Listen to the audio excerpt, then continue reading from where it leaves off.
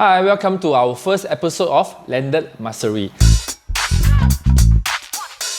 I'm Wilson for Rezt+Relax. In Rezt+Relax, right, we actually give a lot of service for building. That included A&A and new erection. And the most important thing, we have a General Builder Class 2 license. So this is the most popular question owner will ask. First, they will ask, what is root reserve? Basically, root reserve, right, is like at the end of the day, if the government need to use the root, right, they might eat into your land. Alright, so it's very important before you buy a landed house, right, is to check whether there's any root reserve for your house. Okay, question number 2, can I have a bigger gate?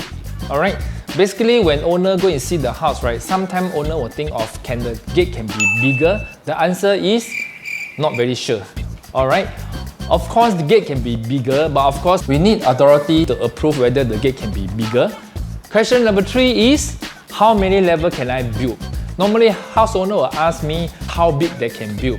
Actually, in Singapore, have a different area can build different story. Some area can build 2 stories, some area can build 3 stories. To understand and know how many stories can be built, we can actually check online in this UIA website. Question number 4, the most popular and the most common question will ask, what is the budget to do a landed house?